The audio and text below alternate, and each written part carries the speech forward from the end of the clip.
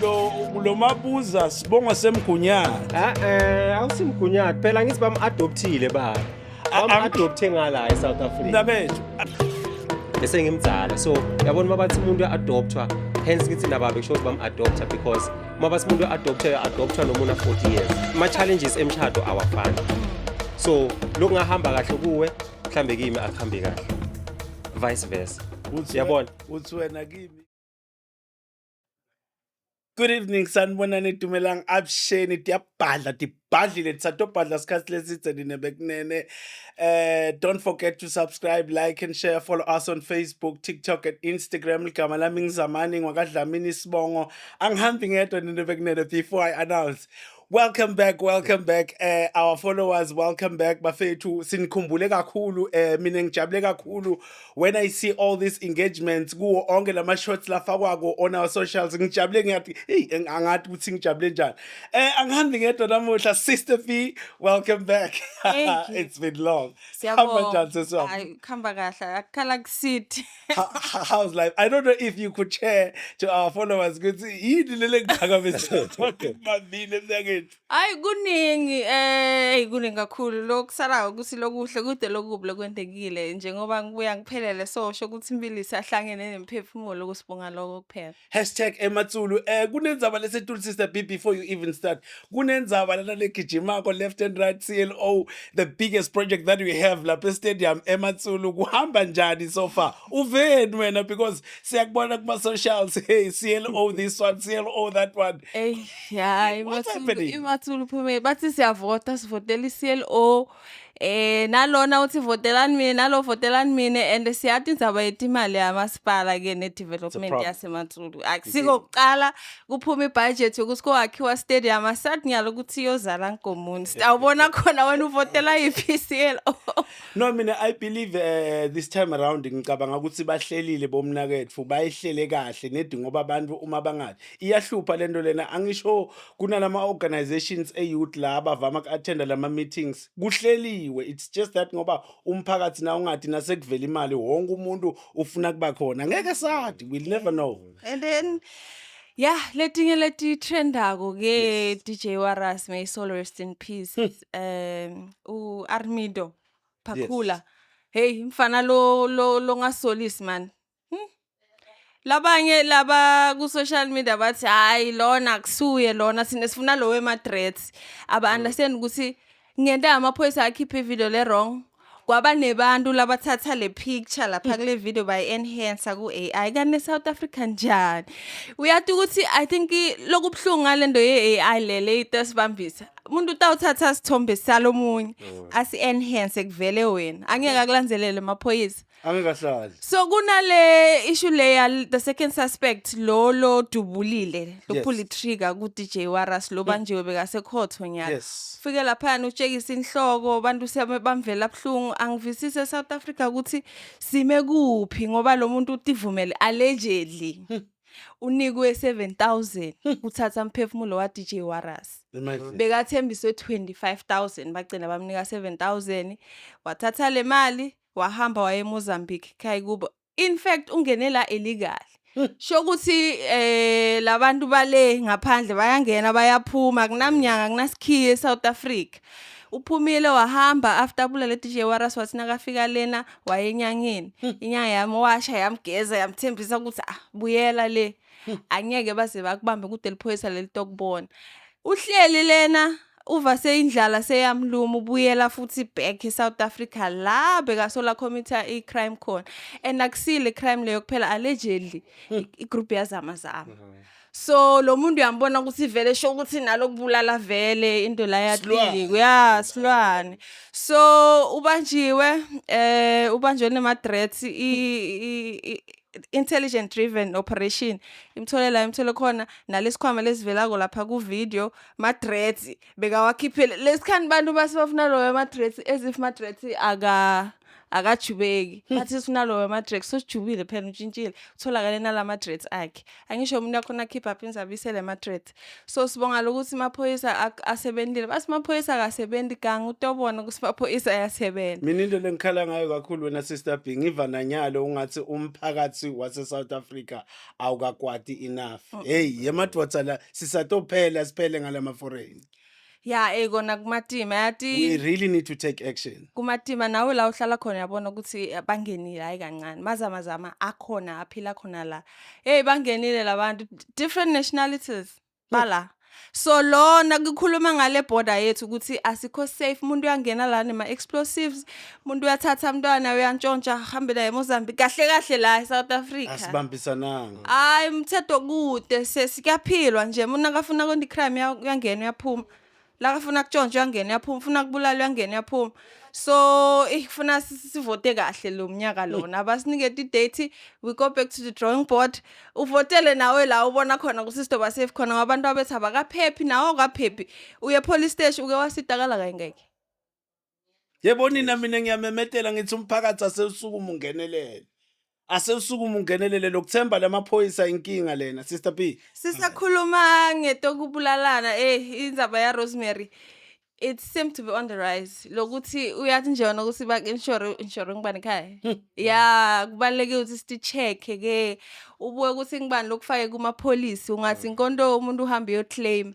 ngoba nyalo bantu ifamily awusabulawa ngilaba sobulawa ngilakhaya umuntu uyak insure ungadi wena nasofika ufuna death certificate ehamba yo claim so kubalekile ukuthi uchecke uyakhona kuchecka fona le kama singcwabisana ubuke la ugugule ukuthi ngwapi la laba insure khona ufone ucheck ubafuna iID na ucheck ukuthi wena bak insureile yini uyakhona kucela ukuthi abakhansele o ukhona kubona ukuthi insure ngibani ungatoba ivictim ya Rosemary ngoba Rosemary baningi otherwise kunalenye iwebsite verify.co.za I'm not sure ukuthi effective ngakanani ngoba ngizamile nami ukuthola sami statement ngitshela ukuthi someone else requested the same information so khona kuthola information once a year so ngathi ngaba nemuntu nje longakhona aqhamuke ne website le khona kala khona ukuthi akhona kucheck ukuthi bak insureile bakubhalise kuphi nakuphi so kubalekile ukuthi uthi check uyafona ongena ku verify.co.za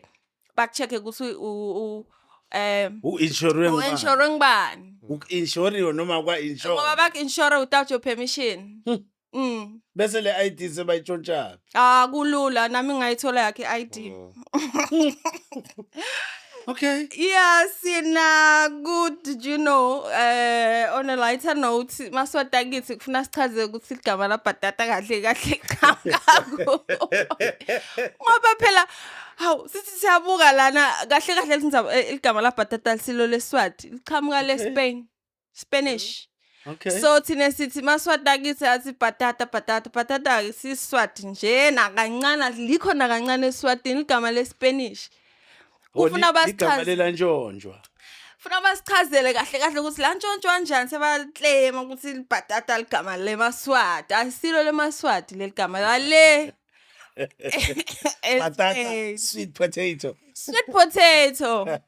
ayisile Maswati ufuna basichazele ukuthi kwende kanjani sigcina sethi bhatata and uyathanzwa Maswati futhi kakhulu bhatata ase ungichazele manje ngale Spanish mabalibita bona ungakhona ukungibitela lona uya bhatata exactly the way sibhala ngakhona so the Spanish is bhatata the way umbitha ngakhona ngibhatata nangeSwati ngibhatata eMaswati ke lana ebutsotsi abasichazela ukuthi bathi bhatata ubuyaphi uchamukapi baze bathi bhatata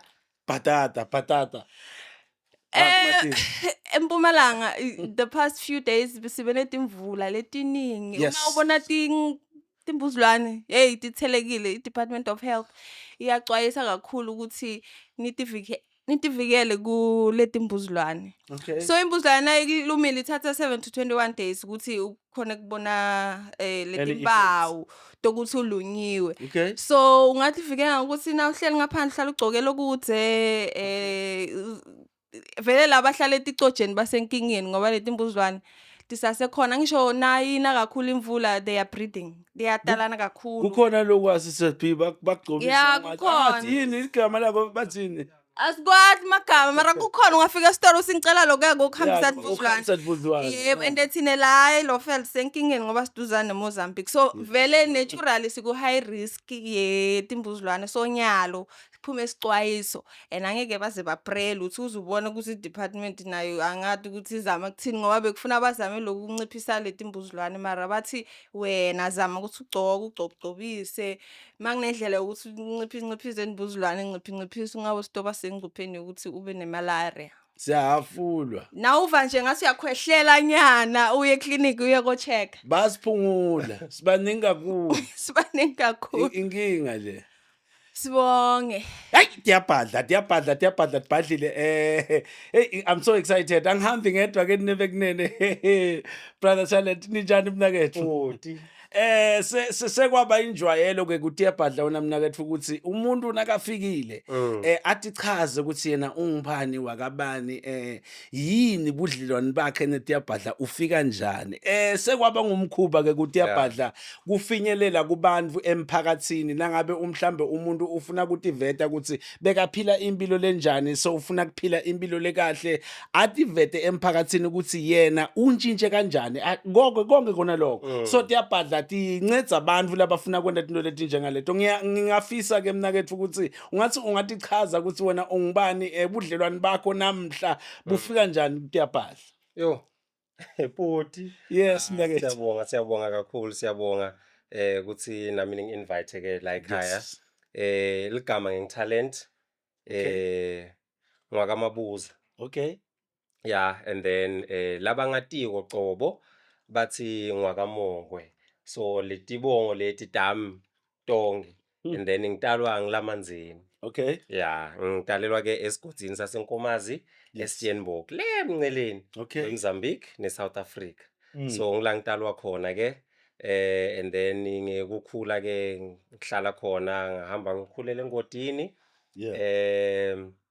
ahlala ke cishe nje awusengithi la eNelspruit kuleli side nje la ngala kithi ngala sengihlala tonke letigodi yeah uma la ngahlala bengi-explore but so Talent ke ngumuntu lo thanza kusebenza kakhulu emsebenzi wetandla ngangokuba impilo yami yonke nje ngasho ukusicishe from esikoleni umsebenzi lengiwendile bekumsebenzi wetandla lapho bengicashwe khona kanye futhi nalapho bengibhizi khona ngikudisebenza mina kube umsebenzi wetandla but ngicabanga ukuthi lokuningi sidakucoca nje kahle yeah but ngiloko mphathi wami ayikabi mnakethu ngiloku nje ngiyacabanga la engqondweni yami na ubeka le inzaba yetibongo le yeah inzaba yetibongo yahlupha mnakethu before ngugadla ngifuna ukuchazela ukuthi iSouth Africa seyiyakuvumela ukuthi indvodza ithathe isibongo semkayo angathi mhlawumbe nawe sebakushadile mnakethu sewuthethe lesibongo salimfati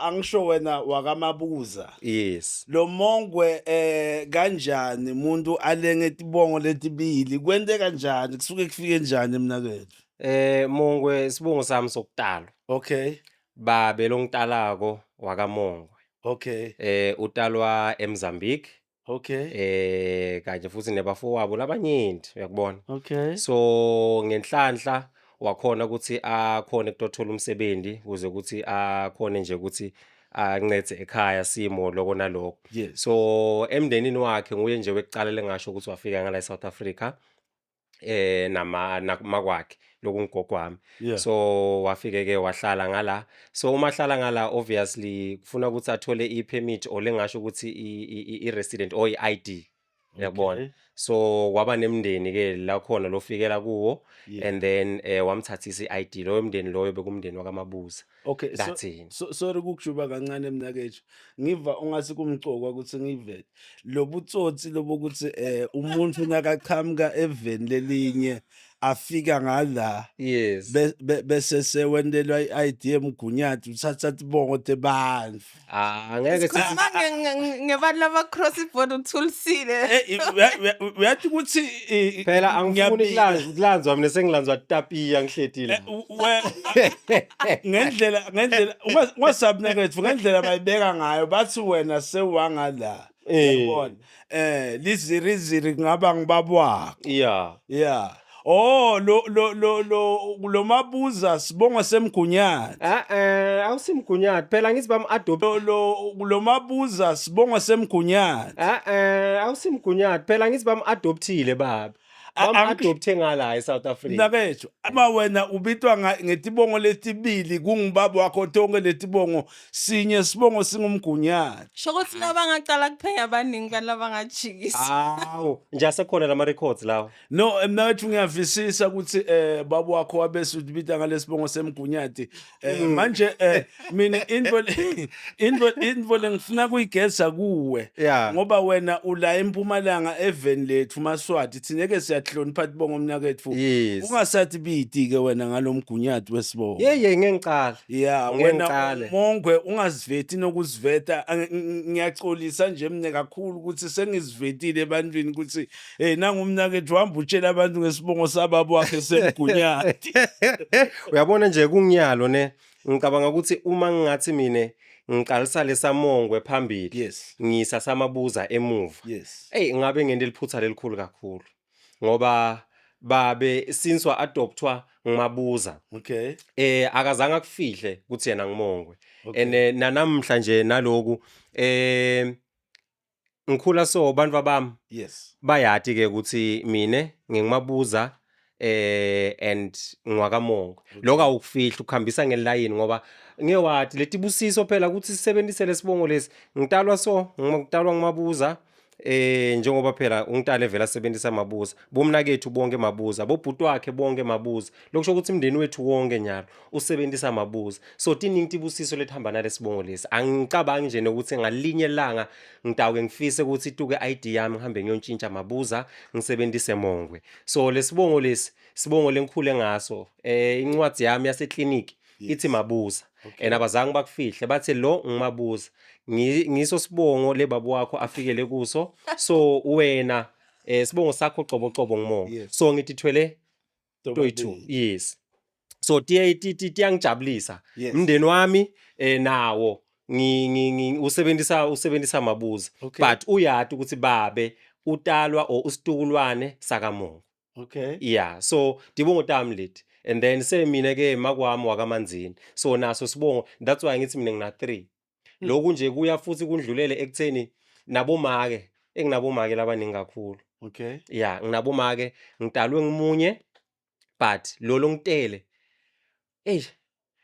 wendele nyimvo lengingacabanga ukuthi mhlambe iyake endelekele abanye abantu but lo make lo ngitele ungilethe emhlabeni wangahlali nami isikhathi lesithi uNkulunkulu wabese ungibusisa ngabomake labanye ngize ngifike la ngisho nje ukuthi mina emhlabeni uma ungathi ngikubalele makwami ngitosho ukuthi ngide make munye nginabomake labanyenti ngakubalela nje ngitalwa ngilamanzini ngibuye ngikhuliswe ngilamanzini lokungiseswa makwami ungithethe ke ngina 7 years yena bekashadile kaSikhonze ke unfortunately so shonile uye wasishiya 2016 mhla ka 1 January so sithe uthe makumashona ushone 98 so kumake ngimi nabhuti wami so uhlala ePretoria besihlala namake ke ePinari so wase uyashona make ngokugula 98 and then sahlala ke nabhuti wami ekhaya la besihlala khona sathathwa ngumalume nje lo sihlobo sasekhaya wasikhulisa from 98 sicede isikolo and 99 so naye bekane bantwana la nabo and then sakhona ukuthi sibe ngumndeni and then 2000 wathi mamncane wami ke lokungiseswa make wathi no talent ngicela kwakho la kudala ngiseswa makwami lo ngitalako so naye ngilamanzini lo shade kaSikhonze yes so wabe siyangithatha ke 2000 and then ngahamba ngayohlala engodini from ePinari so ngitalwa eShongwe sihlala eSteenbok la ekhala babelikhona and then sasuka ngisasemncane sayohlala ePinari ngisengangena esikoleni. From Pinari ngabe sengiyashifta ngiyohlala ke namamncane wami engodini from unyaka wa 2000 after tikhukhula. Yes. So lo mndeni wangithatha ngicela kusho ke bhuti ukuthi uyabona ngingiloku lengiko because someone else out there wanikela nako konke ukuthi akhone ukungikhulisa despite ukuthi ngumntwana lonjani losuka kuphi wakhona ukungikhulisa waze yena wandlula emhlabeni ngasala mina ngasala nebantwana bakhe lekubo umnakethu. So that's why ngithi nginaboma ke labaningi ngoba even naye sasishila emhlabeni impilo iye yaba madima kodwa lapho kuyinhlanhla ngoba bese ngisebenza. Yes. So unfortunately kuhlala lapho kulomndeni loyo nami ngafisa ngathi no man awuthi ngikhulise bomnakethu ngabakhulisa sihlale engodini ngisebenta ke and then kwafika isikhathi la sebakhule khona sebabadzala ke ngumfana nenvombatana. Umfana wa 99 invombatana ya 2004 bakhula bathi mase bakhulile then kwangilase bona bathi hayi bhuti sicabanga ukuthi inyalo sesikhulile enough. Ungasakhululeka uyocala yakho impilo ungasabi ke ukuthi thine sasebancane usigathile nangembala basala ngashifta ke mina. So kushifta kwami ke ngabiyela ekhaya inkomazi iyinzela indzaba but lengakusho ukuthi kunginamhla naloku ngikhona ngidimele nginelikhaya lami ngiyasebenta kamnanzi futhi and yeah ngiloko mphathi. Fast forward, rewind. Nabatsibona labo mnakenu. Nabatsibona labo mnakenu. Fast forward, rewind. Yeah. Labo mnakenu uma batsibona ungasashiya sesikhulile. Yeah. Uyatiknala indzaba lenke ngayishela phambilini wena sister B sikhuluma indzaba elijazi ngitshela abantu ukuthi mina kubaleke ngani ubuhlobo bebantwana ukuthi bangahlukani. Siphile eveni lelimatima afuna sigadane uyathi wena angisho mina nawe siyatana mhlambe ngebusiness uyabona bantu babethu funa babe bomnaka. Yeah. Ngoba mina nawe sibangani bantu abamnawe funa babe bomnaka batane forever so that they can help each other kulendi yempilo uyabona.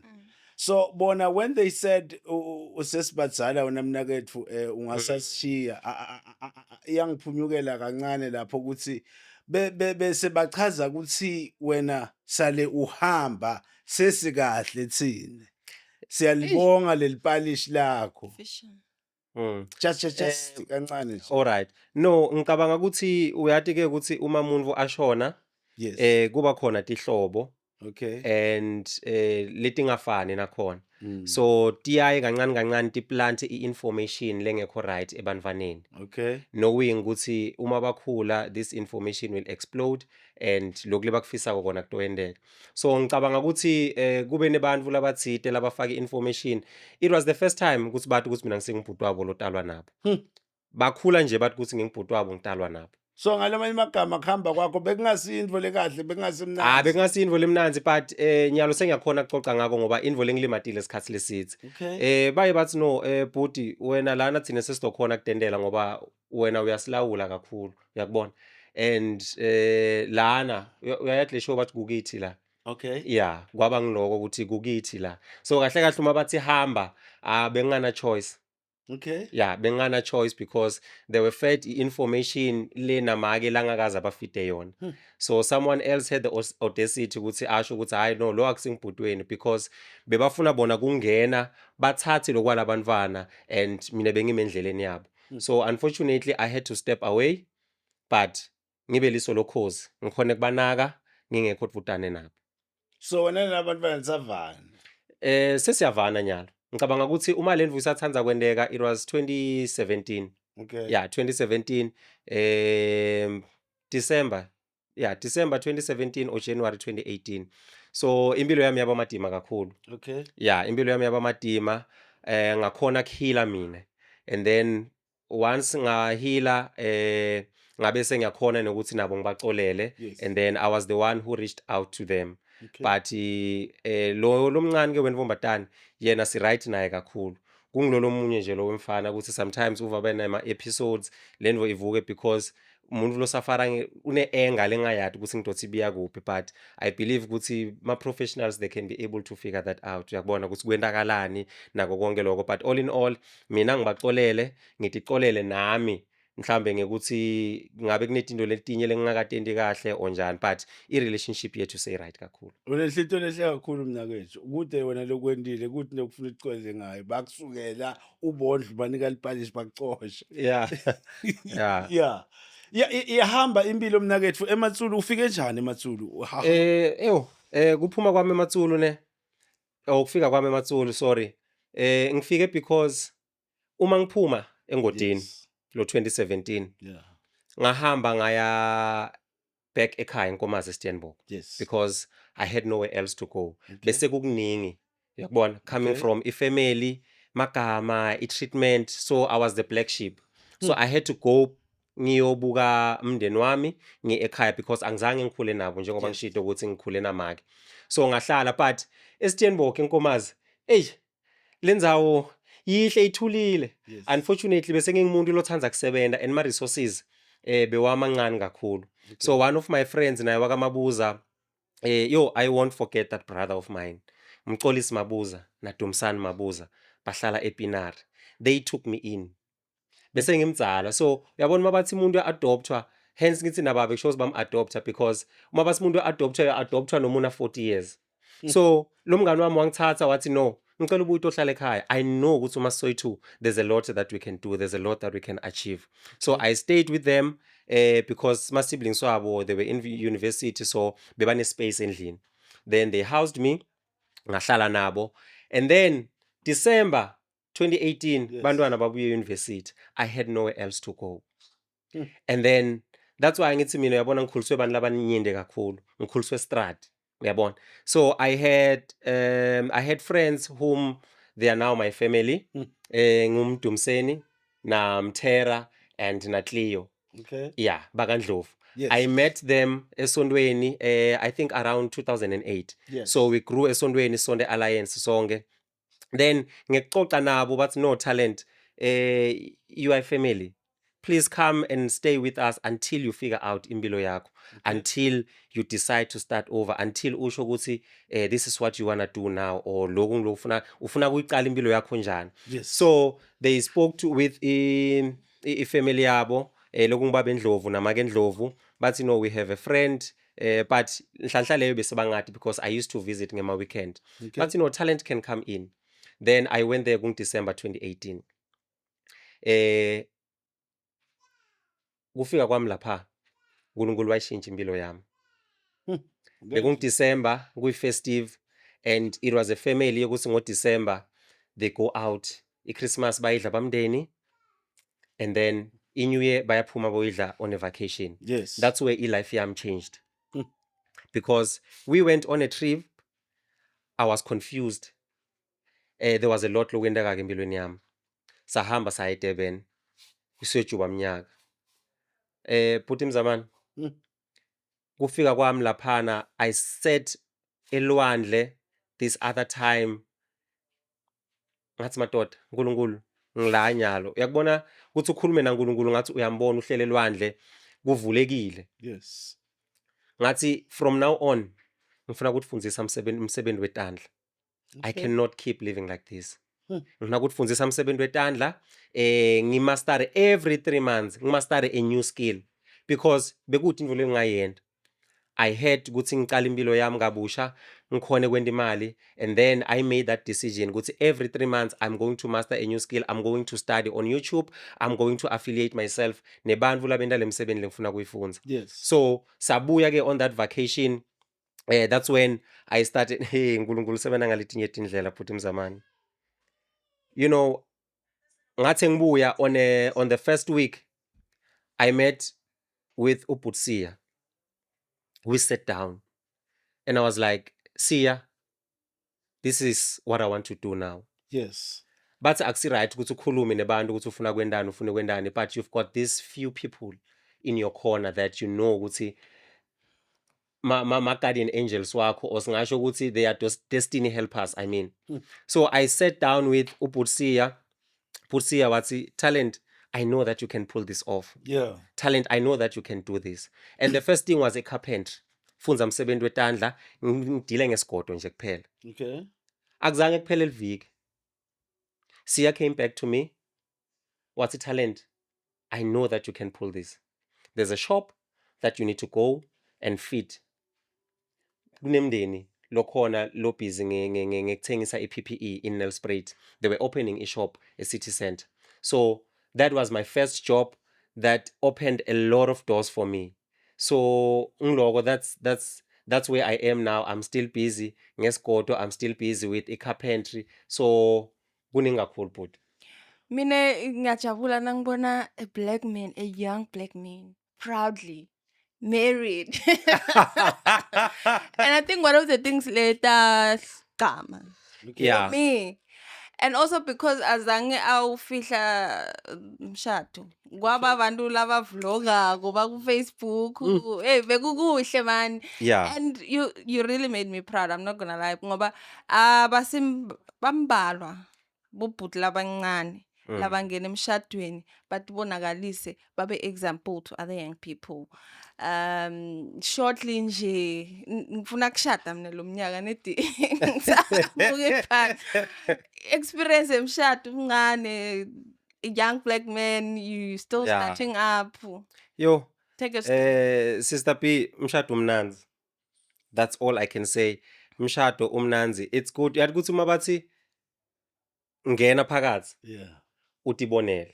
Because everyone utokhuluma lebafuna ukukhuluma ngemshado based on their experiences. Ungathathi advice emuntwini because ma challenges emshado awafani. So lokhu ngahamba kahle kuwe mhlambe kimi akuhambi kahle. Vice versa. Uyabona? Uthi wena kimi umuntu akaphile nje. Akaphile nje.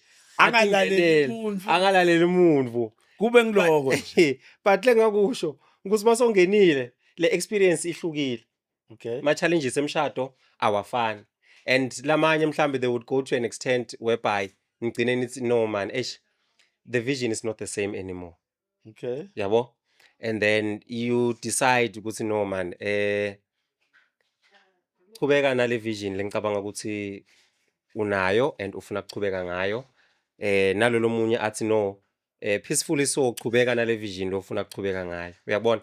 So yes, ngishadile 2020 mhla ka 28 November ngalobola, so loyo kungumshado. Ngalobola ke ngateka emndenini waka Nkosi. So mabuza Mongwe uteka kaNkosi. So toke siphalaphala ke sentombi. Let's see lesifunzile. No, kanti vele amalanga abashada nabafathi labahle. Yeah, uyabona. So sahlala ke sinelikhaya lesilakhile. Unfortunately we are not together anymore. Yeah, we are not together anymore, but yeah. Okay, so ngishado ngashadi. Shut. Okay. Yeah, that's your choice, Mara. Mina ngasho ukuthi imshado umnanzi. Yeah, but yeah.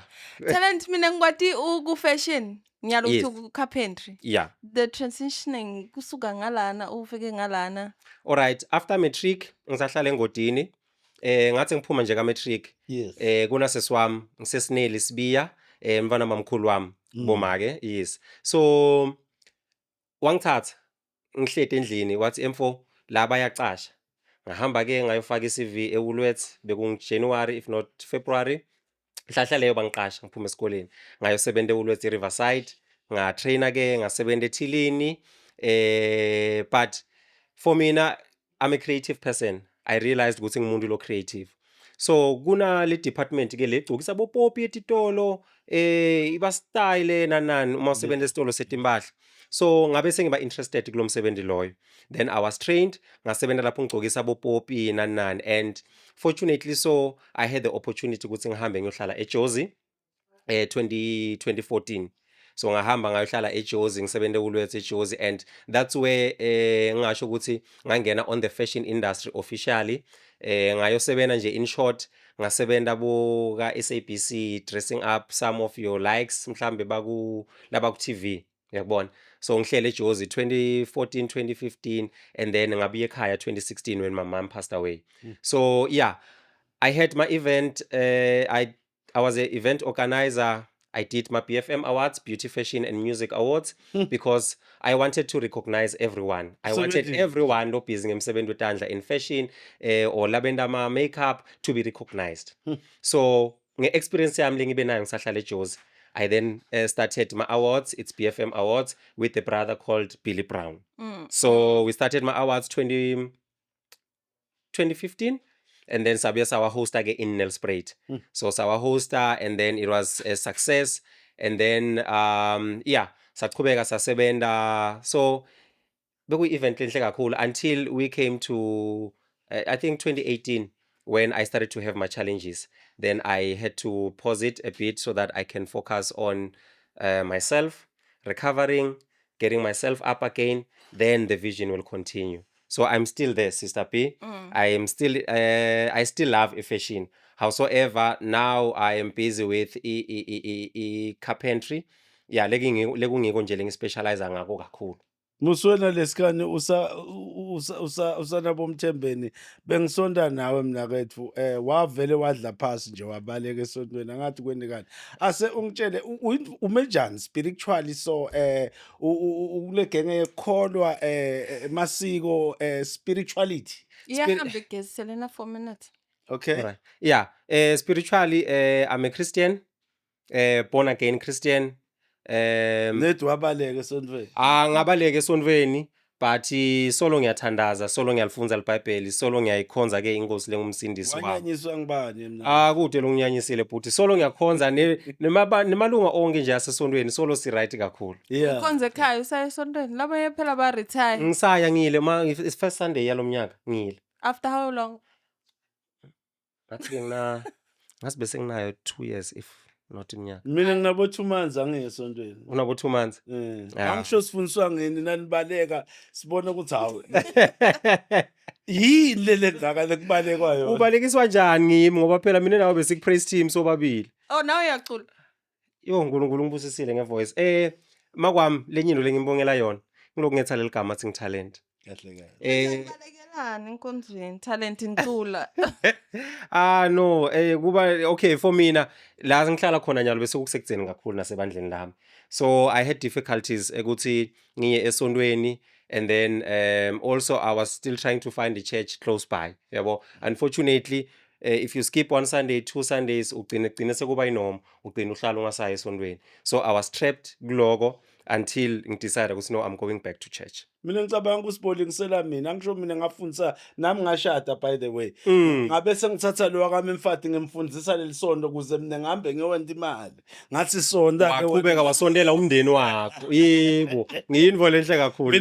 mina ngithi wena ulingisele mina Hayi cha gogo. Ngiyabonga. akusinjalo no ngiyakuva mina kethu emasikweni umenjani bhuti wami Emasikweni I never believed to get invo tesinvo. okay I never believed my ancestors. ngikubamba ngalezaba etibongo ngiyabona nje ukuthi indvo longanilandzeli indvo longanenzaba Buka ke ngoba nyalo I do go lama kwamalele khona, angikomkhondwa kodwa ngithi ngiyaya ngithi make ngiyabonga ukuthi ungikhulisile, and ngiyabonga ukuthi ungibeke etandleni tebantu labantu ongikhulisa ngibe ngilomuntu lwenawo bufisa ukuthi ngibe nguye. So nyalo ngiyakhona kuya ngiyophahla, angathi kusikuphahla kona lokho ukuthi ufike ubonge yini, ufike ucenza.